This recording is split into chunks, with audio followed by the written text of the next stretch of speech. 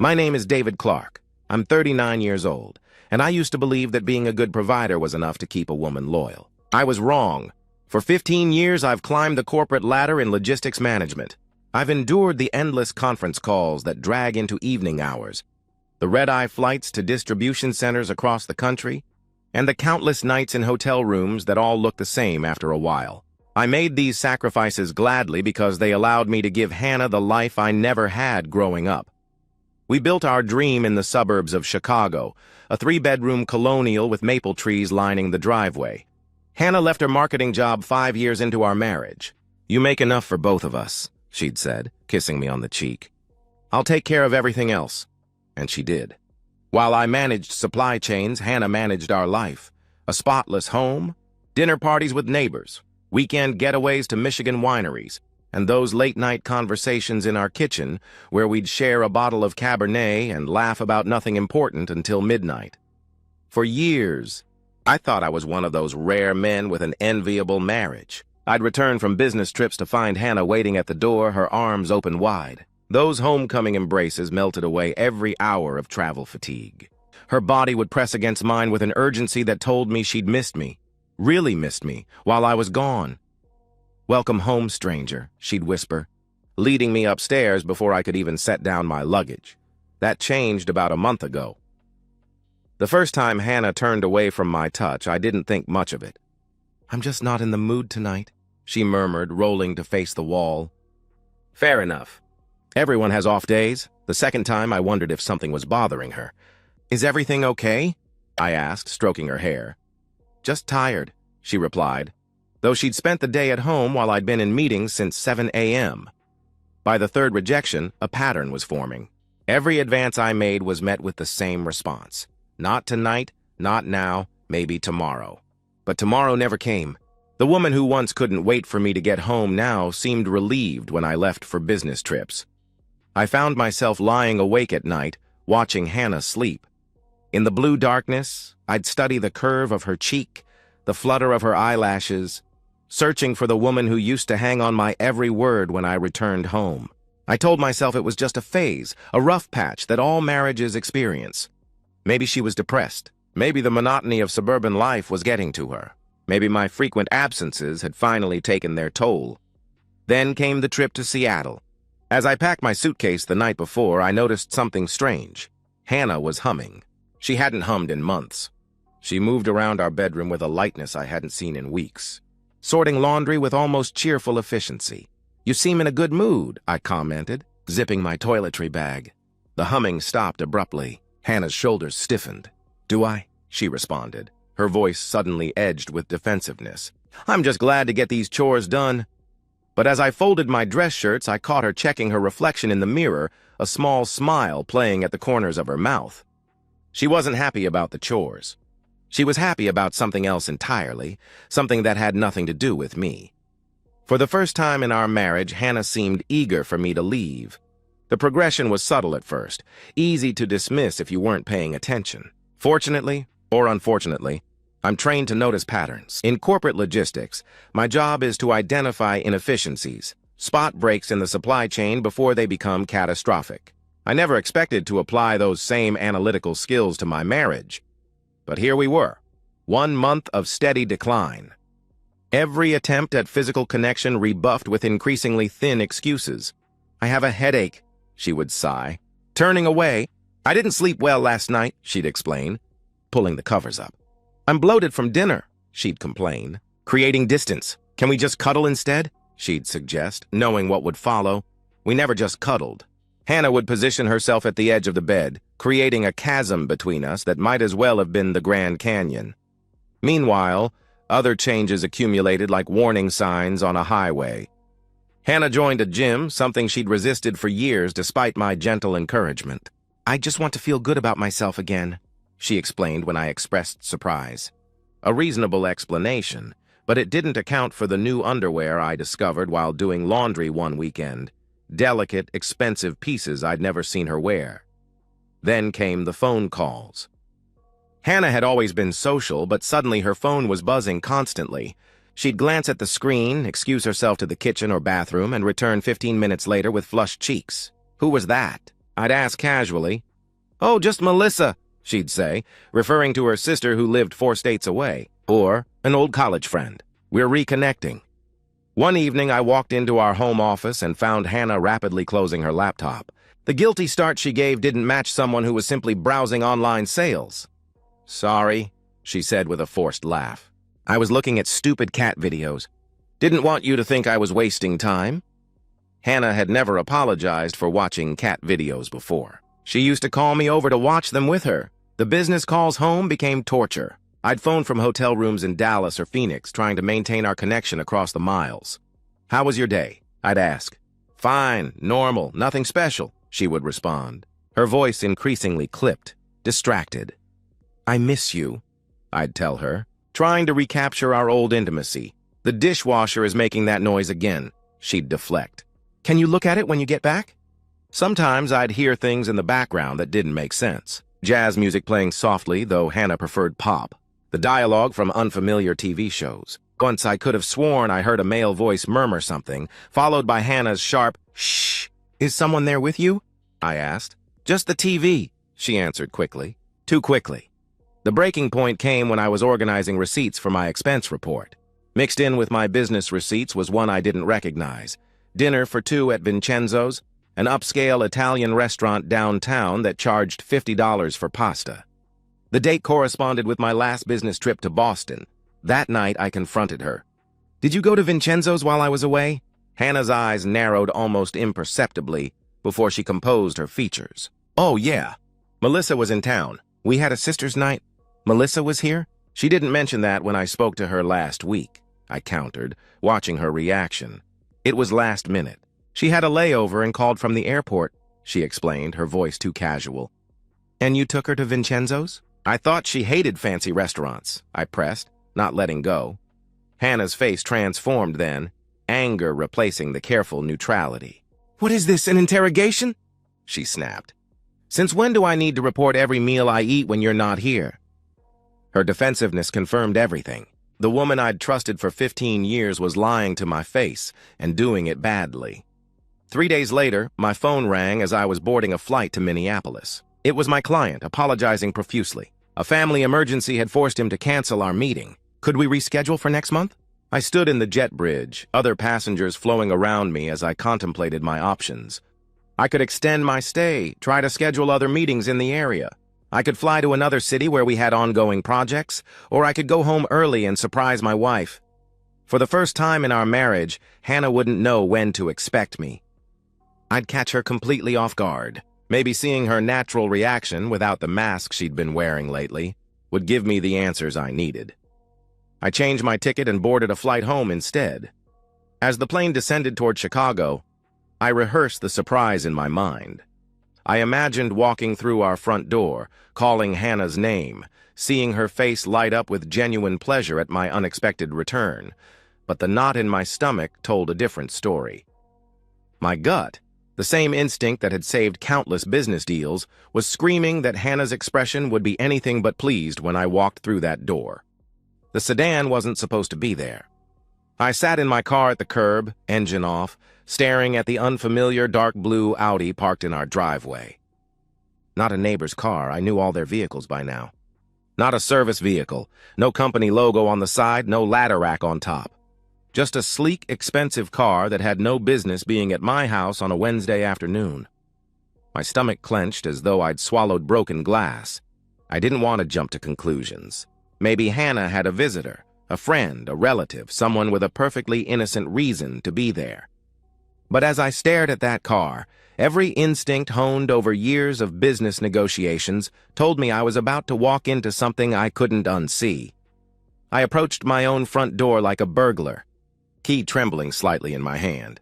The house felt different the moment I stepped inside, charged with an unfamiliar energy. The air smelled different, a cologne I didn't recognize mingling with Hannah's perfume. Then I heard it. From upstairs came the unmistakable sounds of passion. Rhythmic movement, a headboard striking the wall in a steady cadence. Hannah's voice, higher, more urgent than I'd heard in months, crying out in pleasure. "Oh God, yes, right there." "Don't stop," she moaned, her voice carrying through the house. A male voice responding. Words indistinct, but tone unmistakable. I stood frozen in my own entryway, briefcase still in hand as the sounds of my wife's infidelity echoed through our home. 15 years of marriage reduced to this moment of absolute clarity. I had been replaced. Something cold and detached settled over me. The initial shock gave way to a strange calm, as though I were observing the situation from outside my body. This wasn't just a betrayal. It was a problem that required a solution. A situation that demanded control. I set down my briefcase silently and moved toward the stairs. Each step felt deliberate, my body operating with a mechanical precision while my mind raced ahead, plotting moves and counter-moves like a chess grandmaster. At the top of the stairs, I could see that our bedroom door wasn't fully closed. A sliver of afternoon light spilled into the hallway through the gap. The sounds were louder here, Hannah gasping, moaning, making noises she hadn't made with me in months. I approached the door and peered through the crack. There she was, my wife of 15 years, naked and writhing on sheets I'd helped her select at Macy's last spring. Her legs were wrapped around a man I didn't recognize, younger than me with the sculpted physique of someone who had more time for the gym than I did between business trips. His back was to me, but I could see his hands gripping Hannah's hips, pulling her toward him with each thrust. Hannah's eyes were closed, her head thrown back in abandon. She looked beautiful in her betrayal, more alive than she'd been with me recently. That hurt more than the physical act itself. I didn't make a sound, didn't burst through the door in a jealous rage, didn't announce my presence with shouted accusations. Instead, I backed away silently, my mind crystallizing around a single thought. I would control how this played out. Downstairs, I moved with purpose.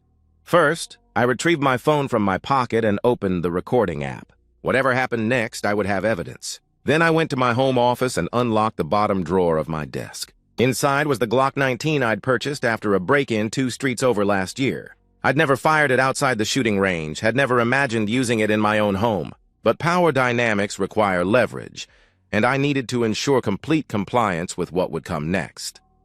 I positioned myself in the living room, directly in the sightline of anyone coming down the stairs. The gun rested across my lap, not pointed but visible.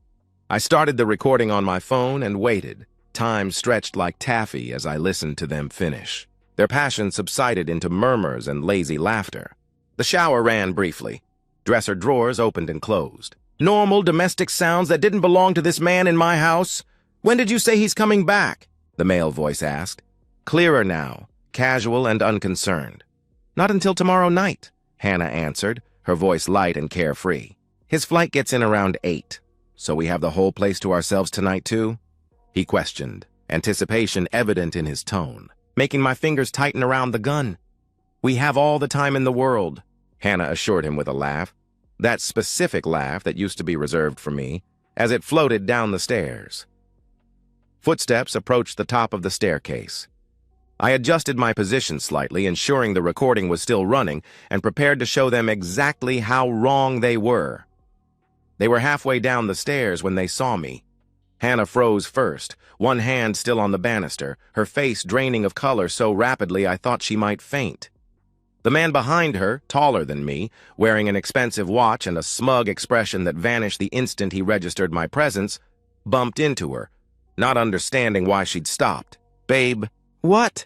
He began, then followed her gaze to where I sat. The gun resting across my lap, my phone recording on the side table. For 3 heartbeats, nobody moved. The only sound was the faint ticking of the grandfather clock Hannah had insisted we buy at an antique store in Michigan last year. Sit down, I commanded, my voice steady, colder than I'd ever heard it. I gestured to the sofa across from my chair. Hannah's mouth opened and closed, no sound emerging. The man found his voice first. Look, man, I don't know who, he started, his tone both defensive and uncertain. Shut up, I cut him off without raising my voice. You'll speak when I ask you to speak. Both of you sit down, now! They obeyed immediately, moving to the sofa like sleepwalkers. Hannah's eyes never left the gun. Her lover kept glancing between me and the front door, calculating his chances. I shifted slightly, making sure he understood that any sudden movements would end badly. David, Hannah finally whispered. We need to talk about this. We absolutely do, I agreed, nodding toward my phone. And we're going to record the conversation for posterity. I want to make sure I remember every detail correctly. The lover, still nameless to me, tried again. Listen, this isn't what it looks, he attempted to explain. His voice strained. I lifted the gun from my lap, not pointing it at him, just holding it vertically so the barrel caught the afternoon light streaming through our living room windows. I said, "Shut up," I warned him coolly. "When I want to hear from you, I'll let you know." He sank back into the sofa, a vein pulsing visibly in his forehead.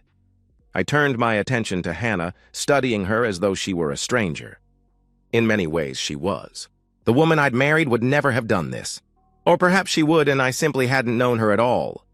"How long?" I asked. Hannah's eyes darted to her lover, then back to me. "David, please," she begged, her voice trembling. "How long?" I repeated, each word precise, final. She swallowed hard. 8 months, she admitted quietly. The timeline hit me like a physical blow. 8 months. While I was earning 6 figures to maintain our lifestyle, while I was sending her flowers from business trips, while I was calling home every night to tell her I missed her, she'd been betraying me for 8 months. Every time I traveled for business? I questioned, keeping my voice steady despite the rage building inside me. A slight nod. Eyes downcast. "Look at me when you answer," I demanded, my tone leaving no room for defiance. She raised her eyes, tears spilling over. "Yes, most of the time," she confessed, her voice barely audible. "Where did you meet him?" I continued, methodically extracting the truth. "At Starbucks downtown. I was getting coffee after yoga class," she explained, each word seeming to pain her. "And you just decided to f*** a stranger you met at Starbucks?" I challenged, my voice remaining level, but the crude language made her flinch. "It wasn't like that," she protested weakly. "We talked first. For weeks.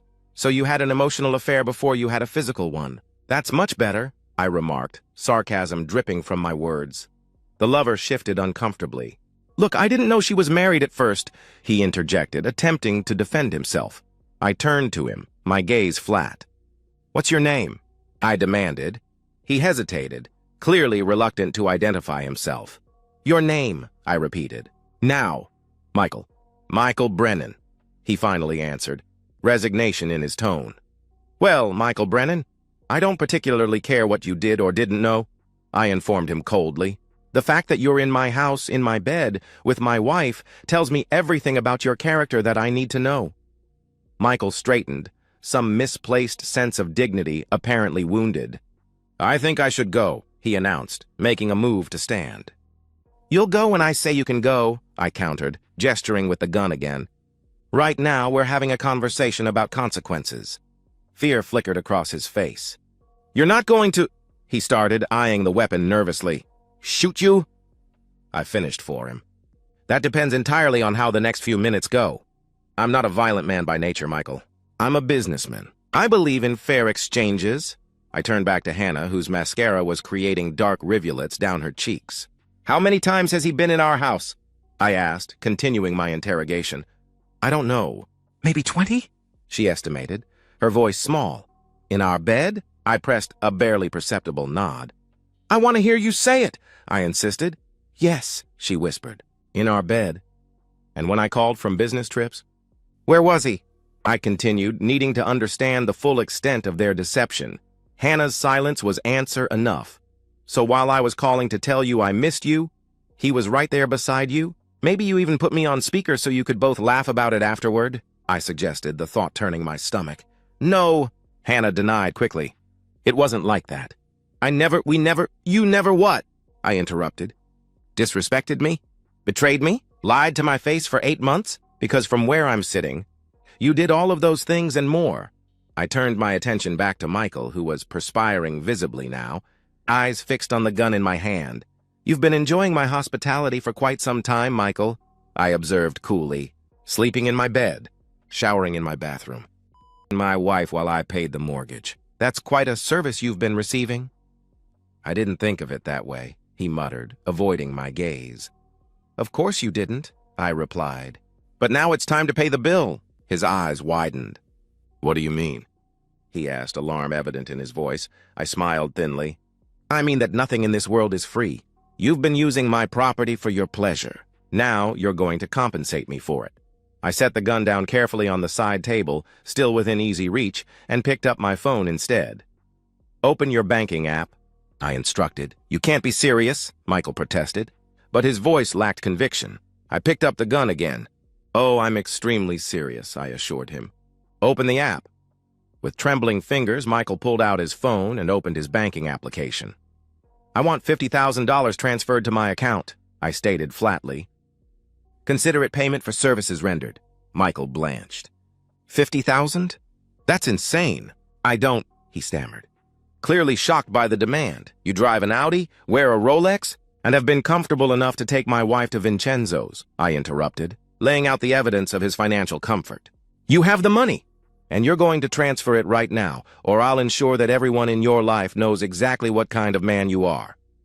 That's blackmail, he protested weakly. No, Michael, it's restitution, I corrected him. And it's a bargain compared to what a divorce would cost me if I hadn't caught you. I nodded toward my phone. I have Hannah's confession recorded. I have you in my house. I have everything I need to destroy both of you socially and professionally. So you can either transfer the money and walk out of here with some dignity intact, or you can test how far I'm willing to go. The room fell silent except for the ticking clock. Hannah stared at the floor, shoulders slumped in defeat. Michael looked from me to the gun to Hannah, searching for an ally or escape route and finding neither. Finally, he sighed. Fine, what's your account information? He conceded, resignation evident in his posture. I recited my details, watching as he input the transfer. When he showed me the confirmation screen, I nodded in satisfaction. Wise choice, I acknowledged. Can I go now? He asked, standing cautiously, eyes still on the gun. Almost, I replied. There's just one more thing. I moved faster than either of them expected. My fist connected with Michael's nose with a sickening crunch. Blood sprayed across his expensive shirt as he stumbled backward, hands flying to his face. That's for touching my wife, I explained calmly. Before he could recover, I drove my knee into his stomach, doubling him over. A swift kick to his ribs sent him to the floor, gasping. And that's for doing it in my bed, I added, standing over him. Michael crawled toward the door, leaving a trail of blood droplets on our cream-colored carpet. Hannah made a move to help him, but my glare froze her in place. Let him go, I told her. Your boyfriend just paid $50,000 to learn a valuable lesson about respecting other men's marriages. I'd say he got off cheap. When the front door slammed behind Michael's retreating form, I turned my attention fully to Hannah. She was shaking now, mascara-streaked tears continuing to fall. David, please, she sobbed. We can work through this. We can get counseling. I made a terrible mistake, but I still love you. Love, I repeated, tasting the word like something rotten. 15 years together, and this is how you show love? I never meant to hurt you, she whispered, her eyes pleading. And yet you did. Deliberately and repeatedly for 8 months, I reminded her coldly. I picked up my phone, stopping the recording and saving it. Here's what happens next, Hannah. I'm calling my lawyer tonight. By morning, I'll have divorce papers drawn up. You'll sign them without contest, making no claims on my assets. You'll leave this house with whatever you brought into our marriage and nothing more. And if I don't agree, she challenged, a hint of defiance returning to her voice. I held up my phone. Then this recording goes to your parents, your friends, your yoga class, everyone on your Facebook and Instagram. Everyone will know exactly what kind of woman you are. Hannah's sob caught in her throat. You wouldn't, she gasped, horror in her eyes. 8 months ago, I wouldn't have, I acknowledged. But you've taught me so much about betrayal, Hannah. I'm a quick study. By dawn, the divorce papers were delivered by courier. Hannah signed them without resistance, her hands shaking but her signature clear. As she packed her clothes and personal items, I sat in the kitchen drinking coffee, watching the sunrise through windows that now belonged entirely to me. I spent 15 years providing for her, asking only for loyalty in return. When that contract was broken, I collected what I was owed with interest. 3 months have passed since I watched Hannah drive away from our house, my house now, with just 2 suitcases and a box of personal items. The divorce was finalized in record time, her signature on the uncontested agreement ensuring that my assets remained protected. She didn't fight for the house, the investments, or even alimony. The recording on my phone was leverage enough to secure her complete cooperation. She moved back to Ohio, to her parents' split-level ranch house in the same neighborhood where she grew up. I heard through mutual friends that she claimed the marriage had run its course and we had grown apart, the standard euphemisms people use when they don't want to admit the ugly truth. Made sure her parents knew that truth. A copy of the recording, sent via email with a brief factual note explaining what their daughter had done. I didn't do it out of spite, but out of a sense that justice required full disclosure. Hannah shouldn't be allowed to rewrite our history, to cast herself as the victim of a failed marriage rather than its saboteur. Her father called me once, his voice heavy with disappointment, not in me, but in her. "We didn't raise her to be this way," he admitted before hanging up. That was the only contact I've had with her family since. Michael Brennan disappeared completely after our confrontation. No police report was filed. Pressing charges would have meant exposing the affair and explaining why he was in my house in the first place. The $50,000 sits in a separate account, untouched. I don't need his money. But taking it was never about financial gain. It was about extracting a cost for his actions, ensuring he felt the sting of consequences. Word travels quickly in suburban circles. Hannah's reputation unraveled as whispers spread from neighbor to neighbor. The women who once invited her to book clubs and charity luncheons now cross the street to avoid awkward encounters with me. I've become an object of pity in some eyes, grudging respect in others. The man who discovered his wife's betrayal and handled it with cold precision rather than messy emotion. The house feels different without Hannah. Larger, emptier, but also cleaner somehow. I've replaced the carpet where Michael bled, bought a new mattress and bedding, rearranged the furniture to erase any ghost of their presence. Some nights I sit in the silence with a glass of bourbon, not mourning what I've lost, but contemplating what I've gained, clarity, self-respect, and a new understanding of human nature. I've started dating again cautiously. Women seem drawn to my story, though I share it sparingly, and only when asked directly why my marriage ended. I'm selective now, watchful for signs of character rather than just attraction. Trust, once broken, is not easily rebuilt. My colleagues have noticed a change in me, a harder edge in negotiations, a more calculating approach to business decisions. The man who left for that fateful business trip 9 months ago was a different person, softer, more trusting, less aware of how quickly everything you've built can be undermined from within. That man died when he climbed those stairs and saw his wife in another man's arms. In his place stands someone new, a man who understands that being a provider isn't enough. Respect must be taken by force and maintained through fear. Hannah taught me that loyalty cannot be purchased with comfort and security alone. It's a harsh lesson, but a necessary one. My assets stayed protected. My name stayed clean. And Hannah, she lost everything. Her marriage, her reputation, and her safety net. Some men are destroyed by betrayal. Others use it as an education in human nature. I graduated with honors. And that's the end of today's story. If you enjoyed it, please give this video a thumbs up and drop a comment below. Your support helps the algorithm push my content further. If you're new to the channel, don't forget to hit that subscribe button.